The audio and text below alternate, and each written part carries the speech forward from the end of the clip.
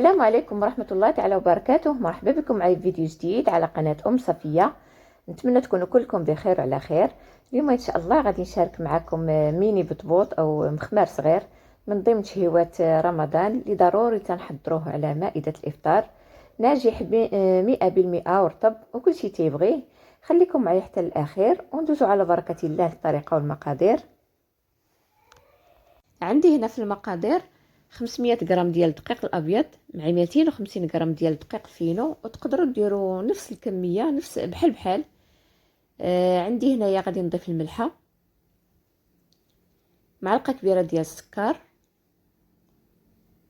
ومعلقه كبيره ديال الخميره الفوريه. غادي نضيف 2 معالق كبار ديال الزيت البلديه ولا زيت نباتيه على حسب الموجود باش ترطب لينا العجينه. دابا غادي نخلط كل شيء، جميع المقادير غنخلطهم دقه واحده وغادي نعجن بالماء دافي. غادي غير نجمع العجينه ونخلوها مطلوقه شويه كيف كتشوفوا. انا راه مدلكتهاش غير جمعتها. غادي نغطي عليها بالبلاستيك الغذائي وغادي نخليها حتى يضاعف الحجم ديالها ونخلوها تاخذ وقتها ديال الخميره. دابا الحل راه دافي شويه دغيا غادي تخمر. بعد ما خمرات العجينه غادي نرش شويه ديال الدقيق فينو وغادي ننزلها على قبل كيف شفتوا راه شويه كتلصق.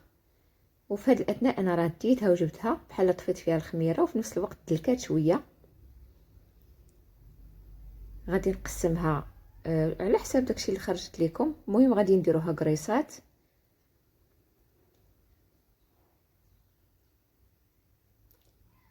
كيف كتشوفوا راه شفتوا الفقاعات اللي فيها، يعني انها راه مخدومه مزيان. بعد ما درتها قريصات بهذا الشكل غادي نغطي عليهم واحد شويه حتى يعاودوا يطلقوا باش يجيونا ساهلين في الطراق.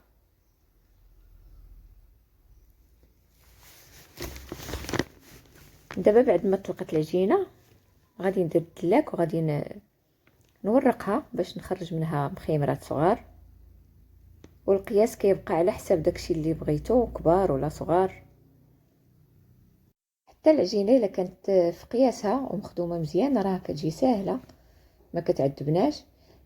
بالنسبه للقياس انا استعملت هذا الكاس كيجيني قياس ديالو مزيان، ومع العجينه مطلوقه مره كنديرو في دقيق فينو. وبالنسبه لكم اللي عنده القطاعه ولا شي زليفه صغيره، المهم القياسات كتبقى على حسب حجم البطبوطه اللي بغيتو. كيف شفتوا السمك ديالها راه ما عاليش، ما نغلظوهاش، نخليو العجينه في هذا السمك.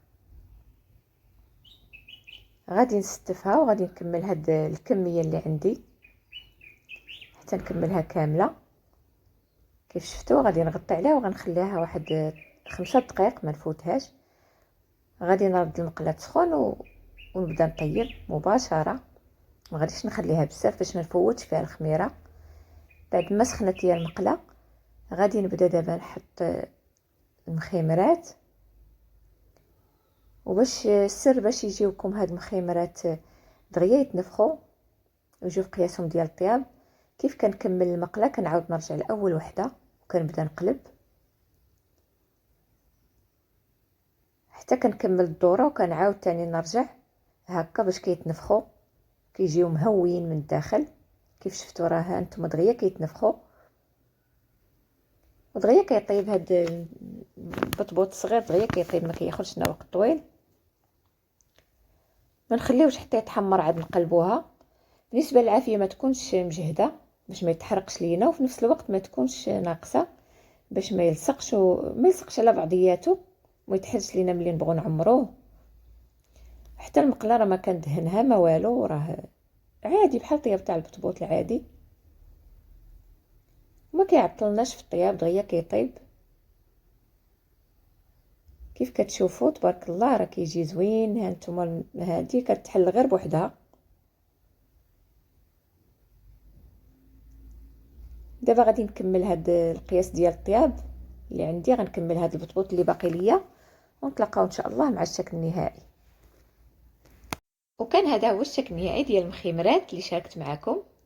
كيجيو منفوخين وخاويين من الداخل، رطب بطريقه سهله وناجحه، كيجي كله منفوخ وسهل حتى في اننا نحلوه بالموس، ما كيعذبناش، كيجيش لاصق على بعضياته.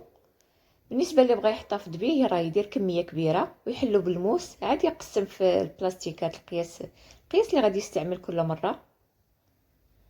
كنتمنى ان الفيديو ديال اليوم يعجبكم، وشكرا لكم على حسن المتابعه وعلى التشجيع ديالكم، وكنتمنى ما تنسونيش من اللايك والبارطاج، ونتلاقاو ان شاء الله في فيديو اخر ووصفه جديده من شهيوات رمضان.